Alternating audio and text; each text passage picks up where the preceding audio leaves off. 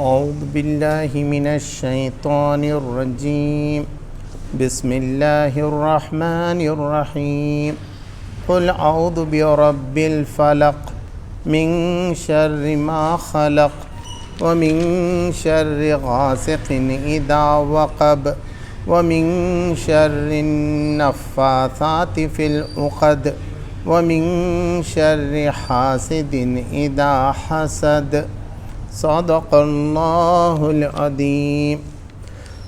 اللہ کے نام سے جو بے انتہا مہربان اور رحم فرمانے والا ہے۔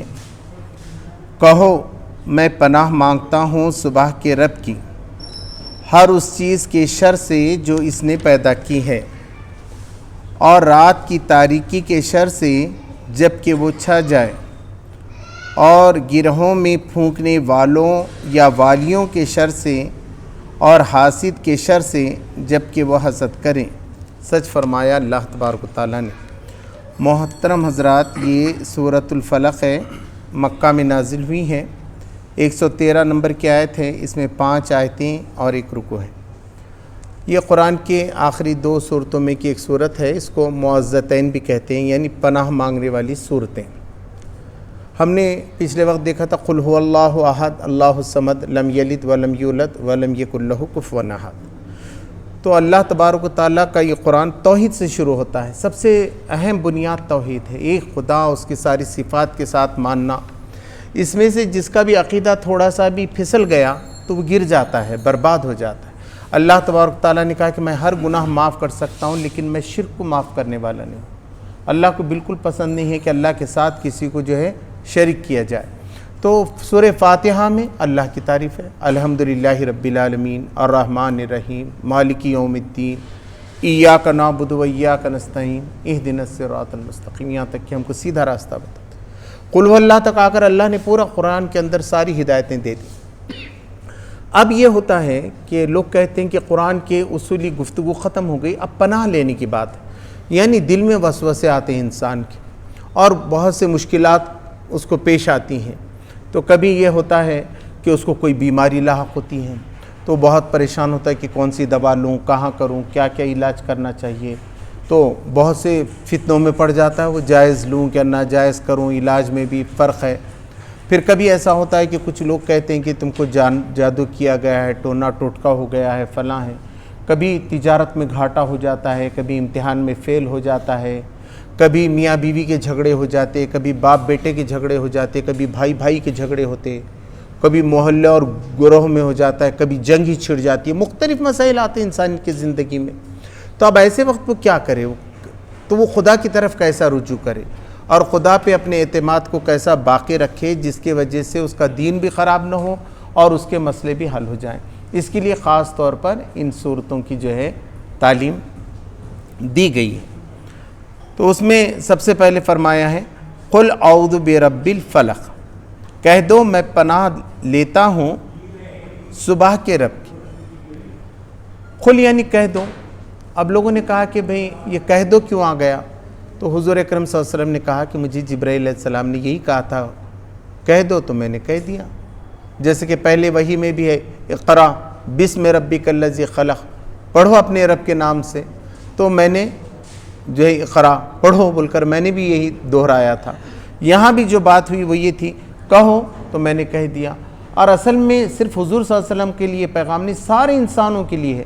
تو کہا گیا کہ سارے انسانوں سے بھی یہ کہہ دو کہ میں پناہ لیتا ہوں۔ اب پناہ کیا چیز ہوتی ہے؟ پناہ یعنی ایک آسرا جس کے پیچھے چھپ جائے آدمی، جس کو لے لے۔ اب جنگ سے اگر پناہ چاہیے تو پہاڑ ہوتا ہے، پہاڑ پناہ دینے والا، اور پھر جو اس کے پیچھے جاتے ہیں وہ پناہ لیتے ہیں۔ چھوٹے بچے ہیں وہ بھی بڑوں کے پیچھے آ جاتے کہ پناہ لے لیتے ہیں۔ بہت سی جگہ پہ بارش آ رہی ہے، دھوپ آ رہی ہے، تو آدمی چھت کی پناہ لیتا ہے، چھت کے آگے چھپ جاتا ہے، اس سے بچنے کی کوشش کرتا ہے۔ تو پناہ تو دیتی ہے، چھت بھی پناہ دیتی ہے، درخت بھی پناہ دیتے ہیں۔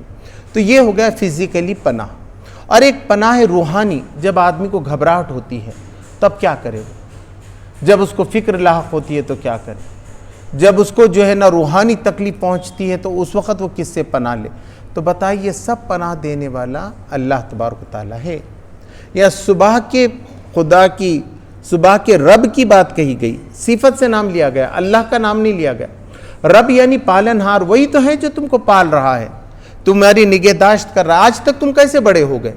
تو وہی تھا جو بچپن میں ماں کے پیٹوں میں بھی تم کو دیکھتا تھا، بچپن میں بھی دیکھتا تھا، اب بھی دیکھتا تھا اور ابھی بھی دیکھ رہا ہے، اور ساری مخلوق کو دیکھ رہا ہے وہ ایک ساتھ، وہ سب کو سنبھالے بھی۔ ابھی پہلی رکعت میں جو ہے ہم نے جو ہے آیت الکرسی سنی، تو اس میں یہی بات ہے کہ اللہ تو سارے جہان کو حی القیوم ہے، وہ خود زندہ اور جاوید ہستی ہے اور سب کو سنبھالے بھی ہے، تو وہ تم کو بھی سنبھالے بھی ہے۔ تو یہ رب کی صفت آئی۔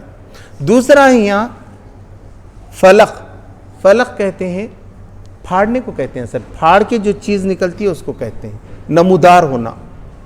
تو ایک جگہ قرآن مجید میں فالق الاصباح کہا گیا ہے، وہی صبح کو پھاڑ کر نکالتا ہے۔ ایک جگہ کہا ہے فالق الحب والنوى، وہی دانے اور گٹلی کو پھوڑتا ہے زمین میں اور اس میں سے درخت نکالتا ہے۔ یعنی ہم بھی کہتے ہیں اس مصیبت سے ہم کو نکالو، تو وہ مصیبتوں کو ہٹا کر اس میں سے نکالتا ہے۔ نکالنے والا، راستے نکالنے والا، راہ بتانے والا، مصیبتوں کو ہٹا دینے والا، پھاڑ دینے والا، ان کو بازو میں رکھ دینے والا۔ تو یہاں اس کی قسم کھائی۔ تو لوگ یہ کہتے ہیں کہ ایک تو صبح ہے اس کے اندر، مگر مفسرین نے لکھا اس میں، تفہیم القرآن میں بھی یہ بات لکھی ہے، تدبر قرآن میں بھی یہ بات لکھی ہوئی ہے کہ اس سے مطلب ساری مخلوق آتی ہے، کیونکہ ہر چیز پھٹ کر ہی نکلتی ہے۔ اب اناج کا دانہ ہے تو پھٹ کر نکلے گا، دوسرا یہ کہ زمین پھاڑ کے نکلے گا کم سے کم۔ شققنا الارض شقا، ہم زمین کو پھاڑ کر اس میں سے نکالتے ہیں، اور بارش آتی ہے تو بادل کو چیر کر، بادل کو پھاڑ کر آتی ہے۔ قرآن نے کہا وہاں ہے جتنی بھی زندہ مخلوق ہے وہ مادے سے جب اپنے نکلتی ہے تو پھاڑ کے نکلتی ہے وہ چیز، یا انڈا نکلتا ہے، انڈے میں سے بچے نکلتے ہیں تو انڈے کو پھاڑ کر نکلتے ہیں۔ تو ہر چیز جو خیر کی ہے، زندی ہے، بہترین ہے، وہ پھٹ کر نکلتی ہے۔ تو یہاں کہا کہ وہ ساری مخلوق کا رب ہے جو یہ نمودار ہونے والی ہے، یہ جو ہے فلق ہے۔ قل اعوذ برب الفلق، ایسا خدا، ایسا رب جو ہے ساری چیزوں کو پھاڑ کر نکالتا ہے۔ من شر ما خلق، ہر چیز کے شر سے جو اس نے پیدا کی ہے۔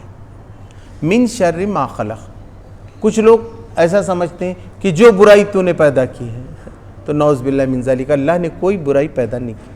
اللہ ایسا ہے نہیں کہ برائی پیدا کرے۔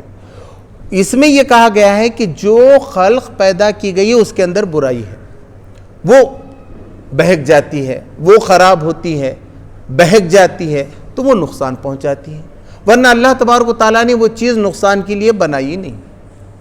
مثلا تھوڑی دیر کے لیے دیکھیے سانپ ہے، تو سانپ کیا کرتا ہے، پوری زہریلی ہوا کو اپنے اندر لیتا ہے۔ آج یوٹیوب میں جا کر آپ دیکھیے جتنی بڑی بڑی بیماریاں ہیں اس کا علاج سانپ کے زہر سے ہوتا ہے۔ نکالتے ہیں، پالتے ہیں سانپ کا زہر، پھر وہ دیتے ہیں تو وہ اس کی وجہ سے علاج ہوتا ہے۔ تو اللہ تبارک و تعالیٰ نے یہ، لیکن اتفاق سے کیا ہوتا ہے، کبھی کبھی سانپ کاٹ بھی لیتا ہے، لیکن بہت کم واقعات ہوتے ہیں، اس کے فائدے زیادہ ہیں، نقصانات کم ہیں۔ تو ہر چیز جو اللہ تبارک و تعالیٰ نے بنائی ہے کسی خیر کے لیے، فائدے کے لیے بنائی ہے۔ تو یہاں تو تمام کا لاغ، اس لیے کہتے ہیں نا کہ جب شادی ہوتی ہے، پہلی رات ہوتی ہے، تو کہتے ہیں کہ دعا یہ مانگنا چاہیے کہ اس بیوی کے خیر سے مجھے اللہ تبارک و تعالیٰ فائدہ پہنچائے، اس کی شر سے محفوظ رکھے۔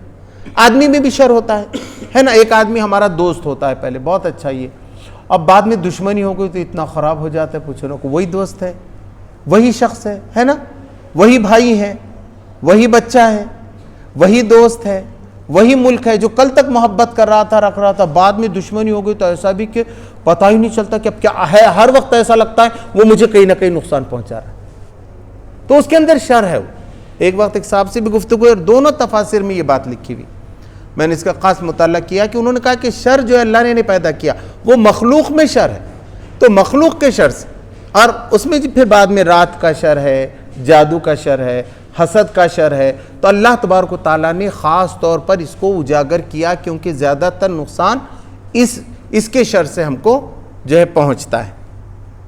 من شر ما خلق ومن شر غاسق اذا وقب، اور رات کی تاریکی کے شر سے جب وہ چھا جائے۔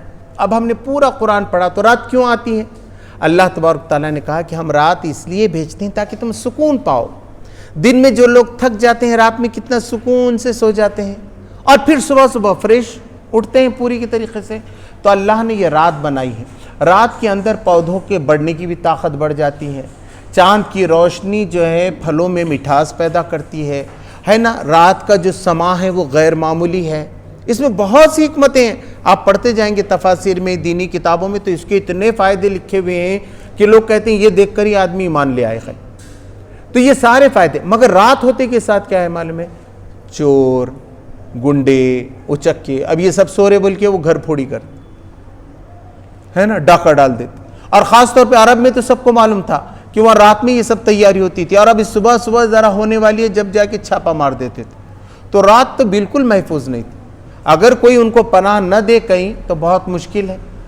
اور کچھ لوگ تو ایسے بھی تھے جو جنوں سے پناہ چاہتے تھے. اس وقت کسی وادی میں رک گئے تو بولتے تھے جو وادی کا جن ہے ہم اسی کو کچھ چڑھاوا چڑھاتے, اس کے لیے کچھ کھانے کی چیزیں رکھتے, کچھ پیسے بھی وہاں ڈال دیتے, ہم پناہ لیتے ہیں. حالانکہ وہ کون پناہ دینے والی ہیں؟ ساری چیز تو اللہ تبارک و تعالیٰ کی ہے. تو یہ سارا ایسے سانپ بچھو یہ بھی بہت نکل جاتے ہیں راتوں میں. اکثر راتوں میں ادھر ادھر پھرتے وقت کھیتوں میں ادھر جا رہے, ارے رات میں کاٹ لیتے. دن میں تو کیا ہے, دکھتا ہے دور سے ہے, آ رہا ہے. یہ تو رات میں دکھتا بھی نہیں کہ پیر کدھر پڑا, کیا ہے, اور کیسے, کتنا بیٹری بھی لے کے چلے گا تو کتنا اجالا اس کا ہو سکے گا. تو رات میں زیادہ شر ہے اس کا ہے. آپ دیکھتے ہیں ایکسیڈنٹس کا, رات میں جھونک لگتی ہے, زیادہ ایکسیڈنٹس رات میں ہوتے ہیں دن کے مقابلے میں. تو ایسے بہت سارے جو ہے خرابیاں رات کے اندر ہیں. تو اللہ تبارک و تعالیٰ نے فرمایا من شر غاسق اذا وقب, غاسق یعنی چھا جانا, اور رات کی تاریکی کی شر سے جب وہ چھا جائے, پورا اندھیرا ہو جائے. اس میں بھی ہے نا ہم جو پڑھتے ہیں کہ اللہ تبارک و تعالیٰ نے فرمایا کہ نماز قائم کرو. کب سے؟ تو جب زوال ہو گیا وہاں سے لے کے اندھیرا شروع ہونے تک, یعنی ظہر اور عصر کا نام جو ہے اس کے اندر ذکر ہم کو ملتا ہے. وَمِن شَرِّ النَّفَّاثَاتِ فِي الْعُقَدِ, اور گرہوں میں پھونکنے والوں یا والیوں کی شر سے. یہ دونوں بھی مؤنث ہیں, یعنی فیمیل الفاظ استعمال ہوئے ہیں عربی کے حساب سے. نفاساتی بھی اور فی العقد بھی. عقدہ کا ہے, گانٹھ ایک رہتی ہے, کئی گانٹھ عقد. تو یہ بتایا گیا کہ گروہ میں پھونکنے والی یعنی جادو ٹونا جو کرتے ہیں وہ کچھ منتر پڑھتے ہیں, کچھ الفاظ بولتے ہیں اور گینٹ لگاتے چلے جاتے ہیں ایسا. تو وہ گینٹ کی وجہ سے جو ہے نقصان ہونے کے امکانات ہیں. ایک جادو ہے وہ جو کیا جاتا ہے, اور خاص طور پر اس میں عورتیں زیادہ ہوتی ہیں. تو ان کے بارے میں کہا کہ ایسا جو گینٹ مارنے والی عورتیں جادو ٹونا کرنے والی ہیں ان کے شر سے ہم کو بچاؤ. حالانکہ اللہ تبارک تعالیٰ نے قرآن مجید میں جہاں ہاروت و ماروت کا قصہ بیان کیا ہے کہ یہ دو فرشتوں کو جادو سکھایا گیا تھا, اور وہ لوگوں سے یہ کہتے تھے کہ اگر تم یہ سیکھو گے تو نقصان ہوگا تمہارا. لیکن لوگ یہی سیکھتے تھے کہ میاں بیوی میں جدائی ڈال دیں. ان کو اچھا ہی نہیں دکھتا تھا کس کا اچھا ہو رہا ہے. اور جب ایسا کرتے ہیں تو لوگ کیا کرتے ہیں, کسی کے ساتھ دیکھتے ہیں کہ وہ بڑھ رہا ہے, آگے کامیاب ہو رہا ہے, اس کو عہدے مناصب بھی ہیں, وہ خوبصورت بھی ہے, وہ صحت مند بھی ہے, تو اکثر لوگ کیا کرتے ہیں ان کی کمپٹیشن نہیں کر سکتے. ہونا تو یہ چاہتا کمپٹیشن, میں آپ سے اچھا کروں, آپ سے صحت اچھا, آپ ایک میں قابل ہیں تو میں دوسرے میں بنوں. لیکن کیا کرتے ہیں اس کا راستہ روکنے کی کوشش کرتے ہیں. اور اکثر چھوٹے گاؤں میں بہت زیادہ ہوتا ہے. جتنا چھوٹا گاؤں ہے, جتنی جہالت ہے, اسلام نہیں معلوم ہے, وہاں یہ بہت چلتا ہے. وہ کیا کرتے ہیں ویسا کرو, حالانکہ اپنے بھائی کو نقصان پہنچا کہ کیا فائدہ آنے والا ہے, اپنے شہر کے کسی آدمی کو نقصان پہنچا کہ کیا فائدہ ہونے والا ہے. لیکن وہ لوگ ایسا کرتے ہیں کہ جادو ٹونے کا اثر ہوتا ہے. لیکن اللہ تبارک تعالیٰ نے فرمایا یہ نہیں ہو سکتا جب تک کہ اللہ نہ چاہے. ایک مصیبت رہتی ہے, اب جیسا آپ کو ٹھوکر لگنے والی ہے, خود لگ گئی ہے, کسی کے مارنے سے لگ گئی, مگر کوئی ڈھکیلے تو ٹھوکر لگ سکتی ہے. اللہ نے بتایا یہ جادو ٹونے کا اثر ہو سکتا ہے. ایسا اتفاق ہے زیادہ لوگوں کا کہ یہ اثر ہوتا ہے. تو اللہ کے رسول صلی اللہ علیہ وسلم نے فرمایا کہ جو بڑے بڑے گناہ ہیں, جیسا قتل ہے جس کو اللہ نہیں معاف کرنے والا ہے, فرمایا کوئی مسلمان کسی مسلمان کو قتل کرتا ہے تو اس کا ٹھکانہ جہنم ہے. ویسے ہی گناہوں میں اللہ تبارک تعالیٰ نے فرمایا جادو ہے, جو جادو کرے گا وہ جنت میں قدم نہیں رکھ سکتا. شب قدر میں بھی کہا جاتا ہے سب کی دعا قبول ہو سکتی ہے, لیکن جو جادو ٹونے کرتے ہیں ان کی نہیں ہو سکتی ہے, کیونکہ وہ خرابی پیدا کر رہے ہیں, فساد پیدا کر رہے ہیں, شر پیدا کر رہے ہیں. ہونا تو یہ چاہتا سب کو لے کے ہم ڈیولپ کرتے, زیادہ سے زیادہ اسلام کا کیسا ہر ایک کو ڈیولپ کرو, ساتھ لو تو ہوگا. دوسری بات یہ بتائی گئی کہ اگر کسی کو یہ احساس بھی ہوا, معلوم بھی ہوگا کہ کوئی جادو کر رہا ہے, تو اس کا ڈر اپنے دل میں نہیں لانا چاہیے. ڈر اگر وہ دل میں لاتا ہے نا تو خواہ دو خوف جمع ہو گئے، ایک تو خدا کا خوف، ایک اس کا خوف.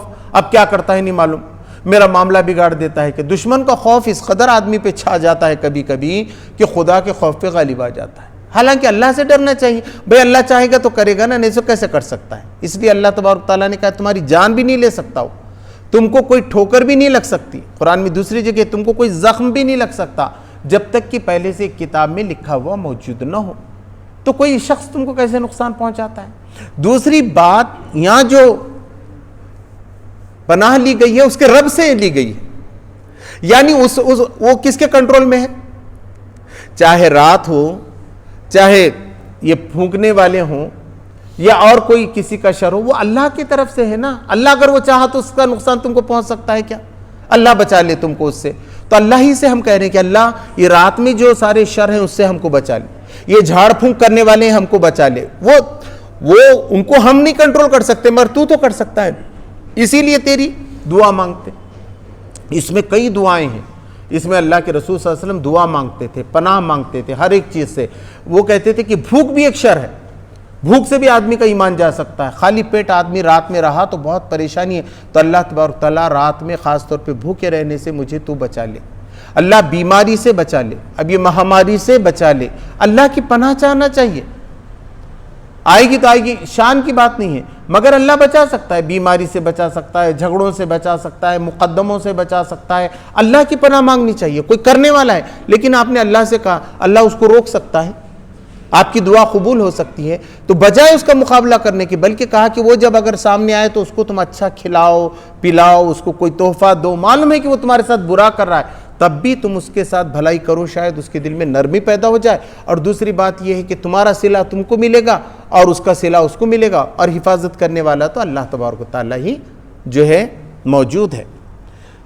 وَمِن شَرِّ حَاسِدٍ إِذَا حَسَدَ، اور حسد کرنے والوں سے جبکہ وہ حسد کریں. حسد کرنے کا مطلب یہ ہے، ایک ہے رشک، ایک ہے حسد. تو رشک کا مطلب یہ ہے ایک آدمی بہت اچھا ہوتا ہے، صحت مند ہے، اس نے باڈی بنائی ہے، تو دوسرا کہے کیا خوبصورت باڈی ہے، بھائی میں بھی ایسی بناتا ہوں، میں بھی کوشش کرتا ہوں، میں بھی جاؤں گا جم کو، میں ایسا بناتا ہوں. اور اس سے پوچھے، مشورہ کرے، لے کے ویسا بنائے. یہ اچھی بات ہے. کوئی آدمی کے پاس پیسے ہیں، وہ دین کا کام کر رہا ہے، خیرات کر رہا ہے، مسجدوں کو دے رہا ہے، تو یہ کہے کہ اللہ اس کو دیا، انہیں نہیں دیا، مجھے بھی اللہ پیسے دے گا نا، میں بھی ایسے کام کروں. اور کوشش کرے، پیسہ کمانے کی کوشش کرے. کوئی بھی عہدہ ہے، منصب ہے، کہیں کا کوئی ذمہ دار بن گیا، اور اگر آپ کو یہ لگ رہا ہے کہ نہیں ذمہ دار، اگر میرے پہ ذمہ داری آئے گی تو میں بھی اچھے کام کروں گا، ہے نا. یہ ذمہ داری اگر مجھے دی گئی یا کچھ دیا گیا، تو یہ خواہش اگر کسی کو دیکھ کے کوئی کر رہا تو یہ رشک. مگر کچھ لوگ کیا کہتے ہیں، مجھے نہیں ملا تو نہیں ملا، اس کے پاس بھی نہیں رہنا، اس کی خوبصورتی ختم ہے تو کیا ہے، ایسڈ پھینک دینا ہے نا، اس کے پیسے چھین لینا ہے. وہ ادھر سے اب کرتے ہیں نا لوگ، آج کل انٹرنیٹ کے ذریعے بھی لوگوں کے بینکوں میں کے پیسے پورے ختم کر دے رہے. تو یہ سارے کام جو کرنے کے نقصانات ہیں، تو یہ حسد کہتے ہیں اس کو، کہ لوگوں کو حسد رہتی. جب خود نہیں بڑھ پاتے نا، اب وہ سوچتے ہیں میں تو نہیں پڑھا، 10ویں تو پاس نہیں ہوا، اب ڈاکٹر کیسا پڑھنے والا، اب اس کو نہیں بننے دیتا میں ڈاکٹر، ہے نا، اب میں اس کو ڈاکٹر نہیں بننے دیتا. تو ایسے یہ حسد رہتی ہے لوگوں کے دلوں میں. حسد کرنے والے موجود. ہم سمجھتے ہیں ہم بہت اچھا کام کر رہے ہیں، مگر حسد ہوتی ہے. کبھی کبھی تو میں نے سنا یہ جو اچھی قرات کرتے ہیں قرآن مجید کی وغیرہ لوگ، وہ بولتے ہیں کچھ ہم کو ہو گیا صاحب، ہم کو اب قرآن ہی نہیں پڑھنے آ رہا ویسا جیسا. اب بتائیے، اب خود کو نہیں آیا تو قرآن پڑھنے سے بھی لوگوں کو روک رہے ہیں. اب بتائیے، یہ بھی مطلب خدا پہ بھروسہ نہیں ہوگا نا. اگر خدا پہ آپ کا بھروسہ ہے تو اللہ تبارک تعالیٰ نے سکھایا کہ تم نے حسد نہیں کرنا. اور اللہ سے بھی تم مانگو کہ جب بھی تم سے کوئی ایسا حسد کرے گا تو اس کے اندر کوئی قوت نہیں ہے نا، انسان کے اندر کوئی قوت نہیں. دوسری بات، آج کل سائیکالوجی آئی ہے. ایک آپ کا کانشیس مائنڈ ہوتا ہے، ایک سب کانشیس مائنڈ ہوتا ہے. اس پہ بہت اچھی اسٹڈی آئی ہے. احمد سعید صاحب جو تبلیغی جماعت کے بہت بڑے ذمہ دار رہے، جمعیت علماء کے صدر رہے، کشف الرحمان انہوں نے لکھی ہے. انہوں نے بھی جو ہے اس کا ذکر کیا کہ انسان کے اندر جو ہے نا، وہ رہتے ہیں کہ انسان کے اندر طاقت ہے. پہلے خواہش پیدا ہوتی، پھر ارادہ. انہوں نے 7 عربی کے سٹیجز بتائیں کہ انسان کیسا کیسا ہوتا ہے. اگر انسان سمجھے نا مجھ پہ جادو نہیں ہوتی تو اس پہ ہو ہی نہیں سکتی. آدمی کا یہ بیماری کا اثر مجھ پہ نہیں ہوگا تو اس کو نہیں ہوگا. مگر وہ پہلے بولا نہیں، کیا ہے کہ چھانچ کھایا نا بالکل شروع، اب ہوتا ہے. پوری سائیکالوجی بتا رہی کہ پہلے سے نہیں رہا نا تو بھی باڈی پوری تیار کر کے چھینک لاتی. تجربے بھی ہے. ڈسکوری چینل میں ایک نے بتایا، ایک کو ہارٹ کا کچھ بھی پرابلم نہیں تھا. اس نے بولا چیک کرو، پورے سائنٹسٹ سائنس جہاں ریسرچ ہو رہا ہے وہاں. تھوڑے دنوں کے بعد اس کو ہارٹ اٹیک آیا. انہوں نے بولا کیا تمہاری مشینوں سب بیکار ہے؟ وہ بولے نہیں سب تو ہم یہاں ریسرچ کر رہے ہیں، ایسے کیسے ہوگا؟ پھر معلوم ہوا کہ جب اس نے اپنے دل میں خیال آیا کہ مجھے ہارٹ اٹیک آنے والا ہے، تو اس کے سب کانشیس مائنڈ نے بولا اب اس کو اٹیک لانے کا ہے، آپ پوری باڈی نے تیار کرے اٹیک لانے کی، اس کو اٹیک ہو گیا۔ تو کوئی آدمی یہ سمجھے گا نا مجھے اٹیک آ کے جاتا ہوں، جاتا ہے انہیں، بالکل نبی صلی اللہ علیہ وسلم نے فرمایا کہ جو آدمی یہ سوچے گا کہ ایسا گیا انہیں، ہاں وہ نہیں سوچنا، اللہ سے اچھی امید رکھنا نا، بھائی مجھے کیوں آئے گا ہارٹ اٹیک، اللہ بچائے گا، اللہ میرے دل کو صاف کرے گا، میں دعا مانگتا ہوں، میں دعا پڑھ کے پھونکتا ہوں۔ اللہ کے رسول صلی اللہ علیہ وسلم یہ 2 صورتیں ہمیشہ پڑھ کر پورے اپنی جسم پہ ایسا پھیر دیتے تھے، روز شام میں بھی، اور جب بھی وقت ملتا۔ آخری وقت میں بھی جب بہت بیمار ہو گئے تو حضرت عائشہ رضی اللہ تعالیٰ نے تلاوت کی اور برکت کے لیے حضوری کے ہاتھ لے کے حضور کے جسم پہ پھیلا دی۔ تو بھائی یہ کریں گے تو اللہ کی پناہ تم کو رہے گی۔ مگر جو ہے نا آپ کا ایک کتاب ہے ہمارے ذکی صاحب نے ہم کو دی تھی، تو power of your sub conscious mind, کہ اچیتن من کی شکتی کیا ہے، بہت بڑی ہے۔ آپ ایسا بولیں گے میرے دھندے میں اب نقصان ہو جاتا، اب وہ میرے کو نقصان پہنچاتا ہے، اب وہ جا کے میرے مقدمے میں کچھ اب کر دیا سمجھو، کیونکہ خواہ آپ جو ہے نا اپنے دل میں خیال لا کے اس کو ایسا کر رہے ہیں۔ اللہ پہ بھروسہ کرو، توکلت علی اللہ، میں نے تو اللہ پہ بھروسہ کیا۔ اور ہر جگہ کہا گیا ہے کہ اللہ پہ بھروسہ کرو، اچھا سوچو، بولتے ہیں نا شبھ سوچنا چاہیے، اچھی بات سوچنا چاہیے، برا خیال کیوں لا رہے؟ اب گئے، اب وہ ڈاکٹر پھنسا دیتے دیکھو، اب وہ لے کے جا کے انہیں لوٹ لیتے دیکھو، اب یہاں سے چلے گئے نا اب ایسا ہوتا، تو یہ خیال آنا بھی اچھی بات نہیں، یہ خیال آ کے آدمی بہت کمزور ہو جاتا ہے۔ تو اللہ تبارک تعالیٰ نے کہا کہ نہیں، میں حسب المولا و حسب نعم المولا و نعم الوکیل، اچھا ہے۔ اب ایک صاحب کا کیا ہو گیا، تو ایک صاحب تھے، بڑے عالم دین تھے، ان کا بچہ ہی نہیں آیا ان کے گھر پہ، تو وہ میرے پاس آئے تھے دلی میں ایک بار، اور کہا کہ میرا بچہ گم ہو گیا۔ اچانک ایک وہ تریپورہ کی طرف سے یا میگھالیہ کی طرف سے مجھے فون آیا پولیس اسٹیشن سے کہ تمہارا بچہ ہمارے پاس ہے۔ تو لوگ بول رہے کہ آپ کو کسی نے بیوقوف بنایا ہوگا، تو سچی بات کیا ہوگی؟ تو میں نے سوچا کہ آپ کی جماعت اسلامی کا، میں اسسٹنٹ سیکریٹری تھا مرکز میں، تو جب کی بات، تو میں نے کہا کوئی بات نہیں، ہمارے لوگ ہیں وہاں پر، میں ابھی فون کرتا ہوں۔ میں فون ملا تو کیا ہوا، اتفاق سے لائن ٹھیک ہی نہیں رہتی، ادھر کی لائن نہیں ملی، تو میں نے فوراً خط منگایا اور خط لکھا، میں نے بولا آتے میں آپ کو جواب دیتا ہوں۔ ان کا فون نمبر لیا، رکھا، وہاں رحمۃ اللہ شریف صاحب ہمارے ذمہ دار تھے، پھر ان کو میں نے کہا تو ان کا فوراً فون آ گیا منگل کی، نہیں ہم جا کر دیکھیے بات صحیح ہے، وہ بچہ جماعت میں وغیرہ آیا تھا، اکیلا رہ گیا تھا، اور وہ بازو کے ملک کی کرنسی وہاں چلتی، وہ لیا، اس کو خواہ مخواہ پکڑ لیے اور وہ جیل میں ہے، وہ کوئی وکیل وغیرہ لا کے آپ چھڑا کر لے کے جا سکتے۔ بہت خوش ہو گئے انہوں نے، وہ بہت خوش ہو گئے، پھر وہ وکیل لے کر گئے، مگر اتفاق سے اس دن ہی جج نے چھوڑ دیا اس کو، بولے یہ معصوم کو کیوں پکڑ کے رکھے آپ نے؟ تو پھر ان جس صاحب کے گھر پہ ہمارے گئے تھے وہ بھی اتفاق سے وہاں گئے تھے، کیونکہ وہ جا کر ان کی مدد وہ کر کے آئے تھے۔ وہ بولے میں ذرا باہر آ کے شام میں جا رہا ہوں، پھر وہ لے کر آئے۔ تو میں ان سے پوچھا کہ میں بولا کون سی دعا پڑھتے تھے آپ، کون سا ذکر وغیرہ کرتے تھے؟ انہوں نے کہا کہ میں سورہ توبہ کی آخری آیتیں اکثر پڑھا کرتا تھا اور اللہ سے دعا مانگتا تھا کہ اللہ ہی ہے کرنے والی ذات، اور اسی کو میں یاد کرتا تھا۔ میں نے خوب ذکر کیا، اللہ کو یاد کیا، دیکھیے معاملہ میرا اتنا آسان ہو گیا کہ جو بچہ میرا گم ہو گیا تھا اچانک جو ہے میرے پاس لوٹ کر آ گیا۔ تو اگر آپ اللہ پہ بھروسہ کریں گے، اللہ پہ توکل کریں گے، تو ہر چیز بن سکتی، ہر چیز اچھی جو ہے ہو سکتی ہے۔ یہ گفتگو اب اس سے جڑا ہوا ایک قصہ ہے۔ اب اس کے علاوہ جو ہے یہ اس کی شان نزول میں وہ نہیں بتائے ہیں مفسرین نے، لیکن کہا ہے کہ یہ کچھ لوگ کہتے ہیں کہ یہ مکہ میں نازل ہو گئی، کچھ لوگ کہتے ہیں کہ یہ مدینہ میں نازل ہو گئی، مگر سب کا اتفاق یہ ہے، مصحف میں بھی یہ لکھا ہوا ہے کہ مکہ کی ہیں۔ کچھ چیزیں ہم کو معلوم ہونا چاہیے۔ ایک عبداللہ بن مسعود رضی اللہ تعالیٰ عنہ بہت بڑے صحابی ہیں، وہ یہ کہتے تھے کہ یہ 2 صورتیں جو قرآن کی ہیں ہی نہیں، یہ اللہ کے رسول کو دعائیں جو ہے سکھائی گئی تھیں، وہ اپنے مصحف میں نہیں لکھتے تھے، لیکن ان کے علاوہ پورے امت کے اندر اتفاق ہے کہ یہ قرآن کی صورتیں ہیں۔ آج بھی ہر جگہ پوری دنیا میں جو قرآن چھپتا ہے اس کے ساتھ ہی چھپتا ہے، آیتیں اس کے ساتھ گنی جاتی ہیں، سب ہیں۔ مگر کسی نے یہ نہیں کہا کہ عبداللہ بن مسعود جو غلط آدمی، ان کو تو بہت بڑے صحابی ہیں، عزت بھی کرتے ہیں۔ تو جو اسلام میں اختلافات رہتے ہیں نا، اس کو بہت طول نہیں دینا چاہیے۔ اس کے اندر بڑے بڑے صحابہ نے بھی، کسی کا ذہن ایسا بن گیا ایک آدمی کا، تو ٹھیک ہے اس کے حد تک رہے گا، آپ کو جو کرنا ہے آپ کر سکتے ہیں۔ اب اس کے تحت ایک یہ مشہور ہے کہ مدینہ میں یہ ہوا تھا، سن 7 ہجری کا واقعہ ہے، ایسا لوگ کہتے ہیں، لیکن وہ ضعیف احادیث ہیں، بہت زیادہ اس کا پکا نہیں۔ کچھ لوگ کہتے ہیں لیکن زیادہ تواتر ہے، اس لیے ہم اس کو بیان کرنا۔ تو دونوں تفاسیر وغیرہ میں بھی یہ بات لکھی ہوئی ہے کہ یہودی تھے اور یہودی یہ سمجھتے تھے کہ حضور صلی اللہ علیہ وسلم کو روکنا چاہیے اس کام سے، کیسے کریں گے. بہت انہوں نے مقابلہ کیا، جادو ٹونا کرنے کی کوشش کی مگر نہیں ہوا. لیکن اتفاق سے خزرج میں ہی ایک آدمی تھا، اس کو بہت آتی تھی ایسا جادو ٹونا کرنے آتا تھا. تو وہ اس کے پاس گئے، اس کو 3 اشرفیاں دیے اور کہا کہ ذرا حضور پہ کر دو کچھ ایسا کہ وہ زیادہ نہیں کریں، ہم ان کا مقابلہ ہی نہیں کر سک رہے ہیں کسی طریقے سے بھی. تو ٹھیک ہے، اس نے کیا. تو ہوا یہ لوگ بتاتے ہیں کہ اس نے یہ کیا تھا کہ ایک یہودی لڑکا کام کرتا تھا تو ان سے کنگھی منگائے حضور صلی اللہ علیہ وسلم کی ٹوٹی ہوئی، اس میں بال تھے حضور صلی اللہ علیہ وسلم کے.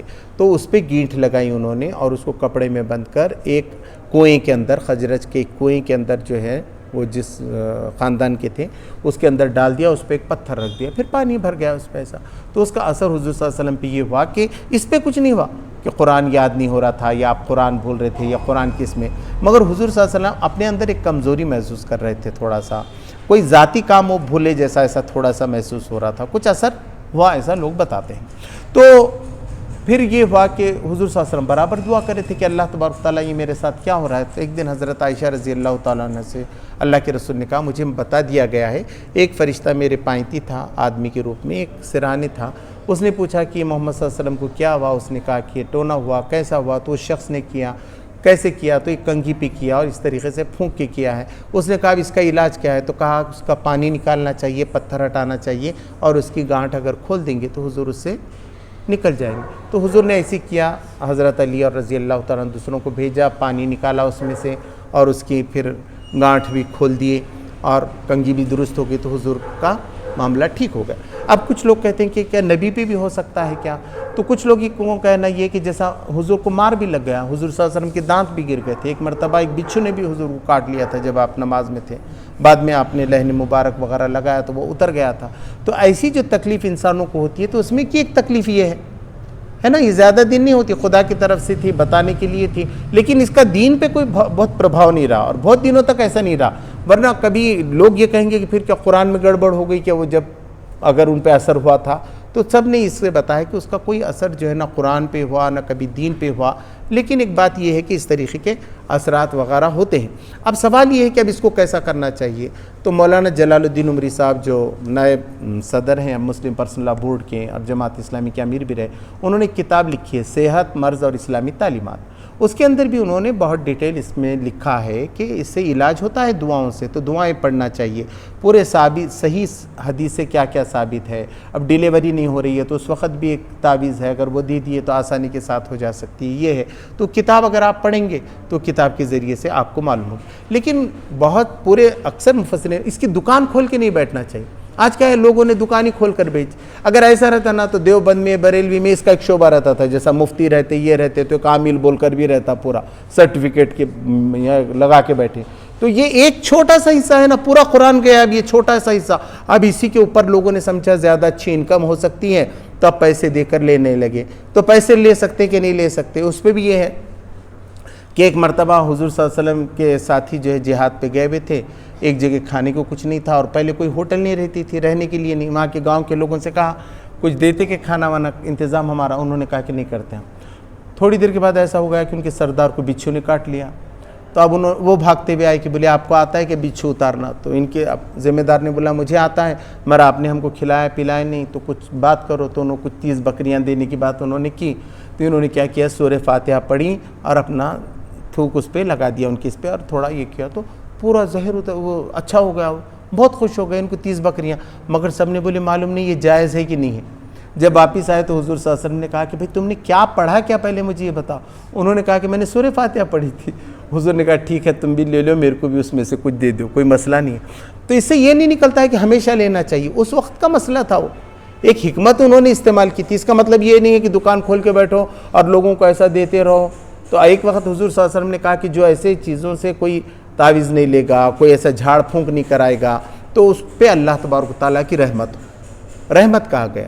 دوسری جگہ بھی کہا گیا کہ جب دوائیں سب کام کرنا بند کر دیتی ہیں نا تو کہا گیا کہ راق جو آتا ہے قرآن میں، راق یعنی کوئی ہے کہ جھاڑ پھونک کرنے والا، اور پنڈلی سے پنڈلی جڑ جاتی ہے اور انسان کو معلوم ہوتا ہے کہ اب میرے جانے کا وقت آ گیا، اب دوا ختم ہو گئی، اب کچھ جھاڑ پھونک وغیرہ کرا رہے ہیں ایسا. مگر اس کی اجازت ہے، حضور صلی اللہ علیہ وسلم نے لوگوں نے کہا کہ بعد میں دی. کہ کچھ لوگ بچھو کا اتارتے ہیں، کوئی اتارتے ہیں، تو اس میں قرآن کی آیتیں پڑھتے ہیں یا کوئی الفاظ ایسے پڑھتے ہیں جو شرک نہیں ہے، تو حضور سنتے تھے اور وہ کہتے کہ اس میں شرک نہیں ہونا چاہیے، اللہ پہ اعتماد ہو۔ اللہ سے ایسی دعائیں، اور حضور صلی اللہ علیہ وسلم کی کئی دعائیں ہیں، اگر یہ دو تفاسیر میں آپ دیکھیں گے تو بہت سی دعائیں اللہ تبارک و تعالیٰ کے طرف سے ہیں کہ اللہ تبارک و تعالیٰ کے رسول صلی اللہ علیہ وسلم نے کہا اللہ مجھے جلنے کی موت سے بچا دے، وہ ڈوبنے کی موت سے بچا لے۔ تو یہ سب دعائیں ہمیشہ مانگتے رہنا چاہیے، اللہ ہی بچانے والا ہے، اللہ ہی کی طرف رجوع کرنا ہے۔ تو یہاں پر بتایا گیا ہے کہ کسی سے ڈرنے کی ضرورت نہیں ہے، یہ قرآن جو آیا اگر آدمی اس کی تعلیمات پر عمل کرتا رہے تو اسے کوئی خوف اور اس کو کوئی ڈر نہیں رہے گا۔ اس لیے بار بار یہ پڑھنے کی تعلیم بھی دی گئی ہے کہ آدمی قل اعوذ برب الفلق اور قل اعوذ برب الناس ہمیشہ جو پڑھتا رہے۔ تو اس سے متعلق جو چند باتیں میرے مطالعے میں آئی تھیں میں نے آپ کے سامنے رکھنے کی کوشش کی ہے۔ اللہ تبارک تعالیٰ سے دعا ہے کہ وہ ہم آپ کو اپنی پناہ میں رکھیں، اور یہ سارے جو شر اس نے گنائے ہیں اس سے بھی، اور باقی شر ہیں اس سے بھی اللہ تبارک تعالیٰ ہم سب کی، امت مسلمہ کی اور سارے انسانوں کی حفاظت فرمائے۔ ربنا تقبل منا انک انت السمیع العلیم وتب علینا انک انت التواب الرحیم۔ سبحان ربک رب العزۃ عما یصفون وسلام علی المرسلین والحمد للہ۔